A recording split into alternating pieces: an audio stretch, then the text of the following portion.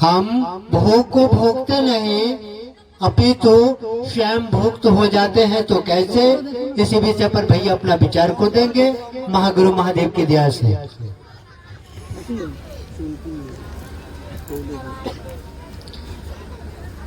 यहाँ पर उपस्थित जितने भी गुरु भाई एवं गुरु बहन हैं, सभी के चरण कमलों में मेरा प्रणाम स्वीकार। भाई बहन, अभी मन संचालक गुरु भाई ने एक प्रश्न के घेरे में डाले, आप सभी भाई बहन सुने ही हैं। भोग को भोगते नहीं अपितु भुक्त हो जाते हैं। हेलो। और भाई बहन, हेलो, सबसे पहले आप सभी भाई बहन को देखने से हमको बहुत खुशी महसूस हुआ।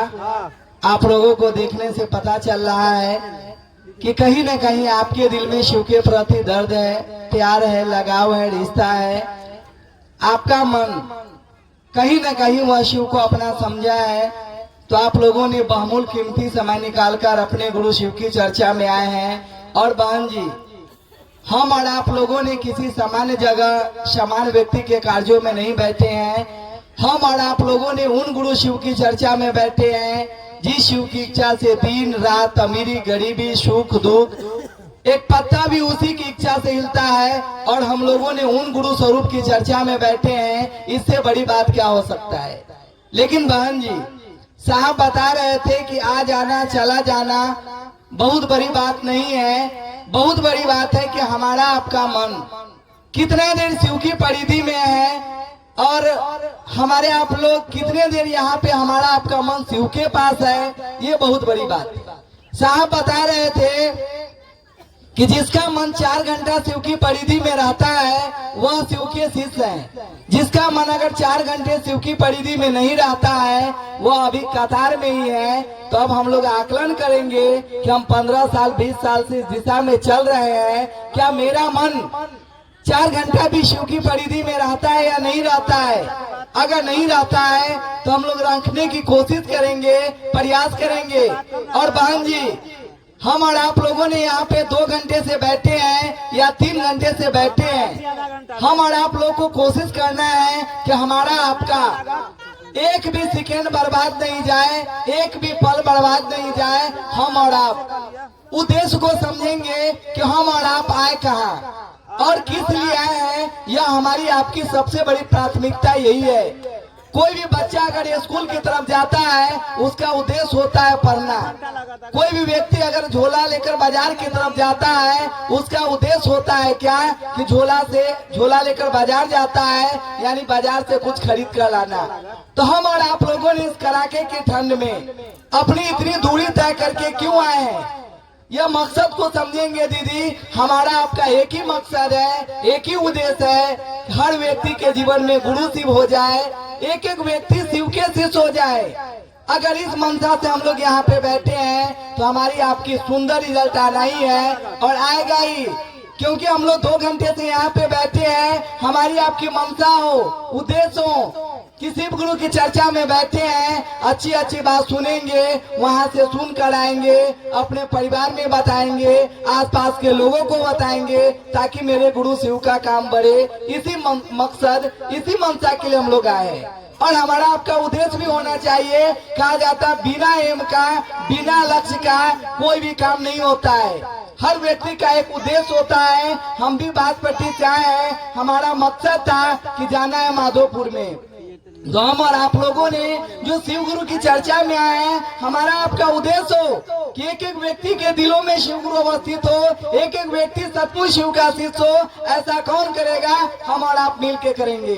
और बहन जी, जिस काम को हम और आप लोगों ने करने चले हैं उदास होने की जरूरत नहीं है। हम और आप लोगों ने किसी सामान्य व्यक्ति को गुरु नहीं बनाया है, हम और आप लोगों ने उन शिव को गुरु बनाया है। उससे बड़ा न कोई गुरु है, न उससे बड़ा कोई भगवान है। सबको देव कहा गया है आपके पुस्तक में ही, और शिव को महादेव कहा गया है।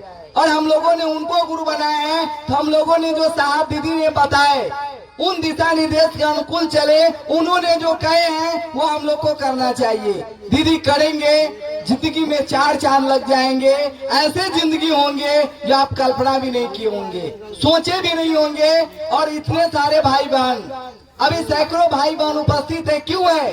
कहीं न कहीं तो जिंदगी सुंदर हुआ है, कहीं न कहीं तो जिंदगी का दुख दर्द कमा है, परिणाम मिला है, फायदा हुआ है, तब तो इतने सारे भाई बहन आए। लेकिन बहन जी, हम और आप लोगों को याद से रखेंगे कि जितना शिव के प्रति हमारा भाव होगा, जितना दर्द होगा, कहा जाता है ताली दोनों हाथ से बजता है। जितना हमारा आपका दर्द शिव के प्रति होगा, लगाव शिव के प्रति होगा, उतना लगाव शिव को भी आपके प्रति होगा। जैसे बहन जी, मान लिया जाए यहाँ पे हम लोग बैठे हैं, बगल से समुद्र की लहर बह रही है। समुद्र की यानी मान लीजिए कोई नदी बह रहा है, उस नदी से अगर कोई भी गुड़बहन चम्मच से पानी निकालेगी तो कितना आएगा आकलन कर लीजिए। कोई भी व्यक्ति गिलास से निकालेगा तो उससे थोड़ा ज्यादा जरूर आएगा। कोई व्यक्ति जग से निकालेगा, कोई व्यक्ति अगर मान लिया जाए बाल्टी से निकालेगा, क्या ज्यादा आएगा या नहीं आएगा? यानी यह भी शिव की गुरु की शिष्टता में यही आपकी हमारी पात्रता है। अगर कुछ लोग भजन में एक बार दया मांगते हैं तो आप समझ जाइए चम्मच वाला हाल है। अगर कोई व्यक्ति ने जितना आप करेंगे, जिस तरीके से आपकी पात्रता होगी, रिजल्ट भी वैसा ही आएगा। तो हमारी आपकी पात्रता मजबूत करने की कोशिश करना है। यह होगा कैसे? जैसा साहब ने कहे, दीदी ने कहे, अगर वैसा करेंगे हमारी आपकी पात्रता मजबूत होगी, सोच भी मजबूत होगा और हम सबों का मंजिल एक ही है, कौन? गुरु शिव।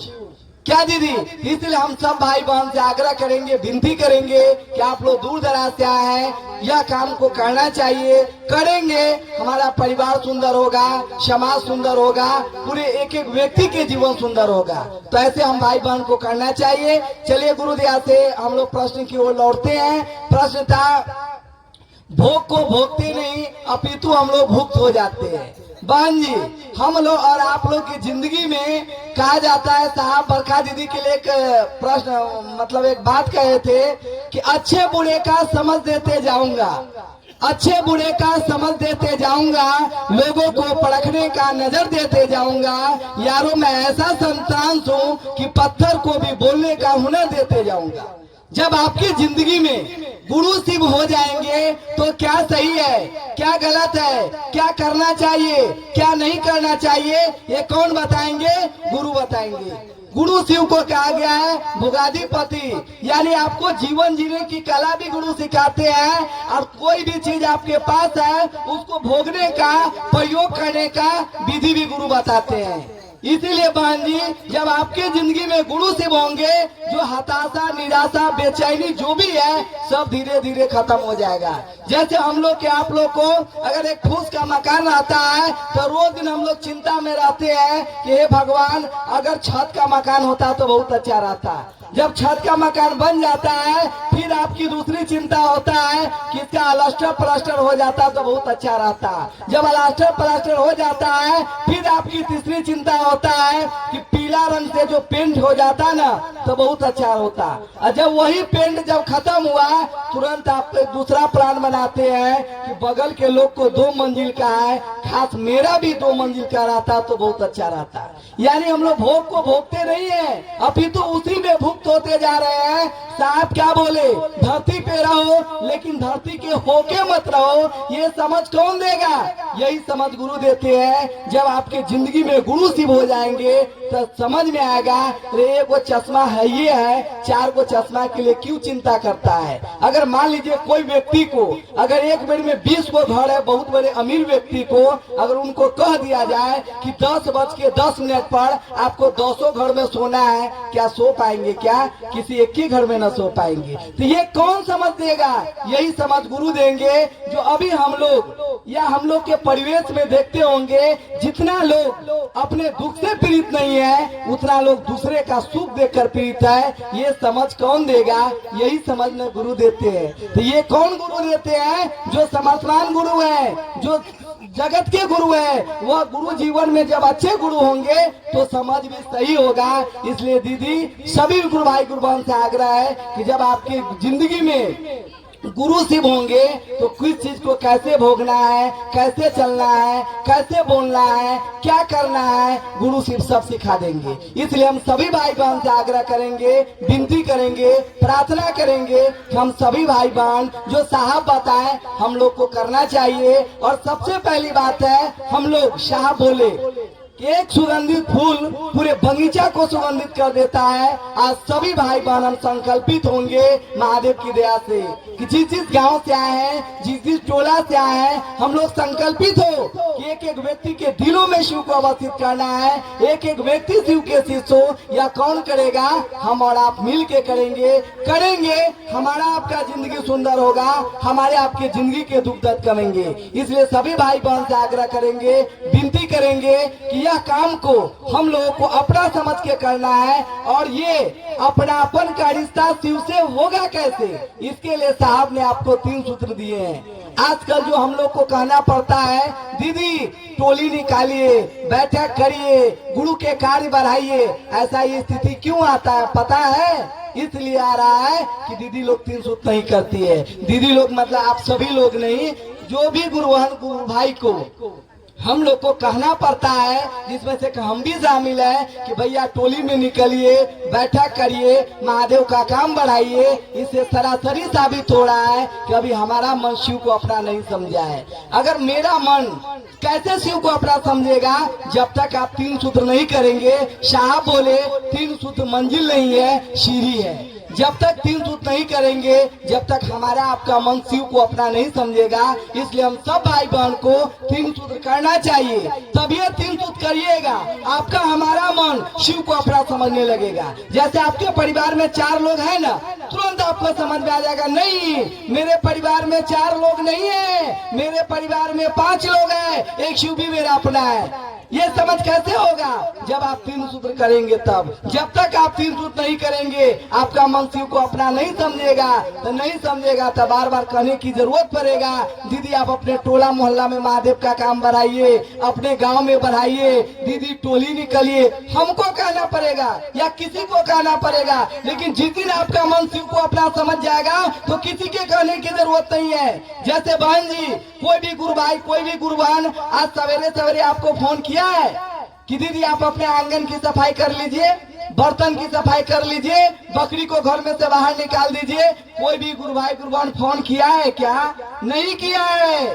तब भी आपको पता है कि यह मेरा आंगन है, तब बिना लोग के कहे आप उसकी सफाई किए हैं, बिना लोग के कहे आपने बर्तन की सफाई किए हैं, बिना लोग के कहे आपने बकरी को घर में से बाहर निकाले हैं। ऐसा आप किस लिए किए हैं? आपका मन समझा कि यह मेरा है। उसी प्रकार से जिस दिन आपका मन समझ जाएगा कि शिव मेरा अपना गुरु है, तो किसी को कहने की जरूरत नहीं है। खुद पे खुद आपको चिंता होगी कि बगल के रतनपुरा में महादेव का काम कैसे होगा, शौड़ा में कैसे होगा, अधगांव में कैसे होगा, बहुरार में कैसे होगा, लालपुर में कैसे। इसकी चिंता किसको होगी? आपको होगी। लेकिन ये तब होगी जब आपका मन शिव को अपना समझेगा, तब तक। लेकिन समझेगा कैसे? इसीलिए सब भाई बहन से आग्रह विनती करते हैं कि लाख दौड़ लेने से, चल लेने से बहुत बड़ी प्राथमिकता नहीं है। प्राथमिकता तब है जो साहब ने 3 सूत्र दिए हैं, हमारा आपका मन शिव को अपना समझ जाए। इसलिए सभी भाई बहन से आग्रह है कि हम सभी लोगों पे लागू हुआ है, हम पे भी शामिल है कि सभी लोगों को 3 सूत्र नहीं करेंगे।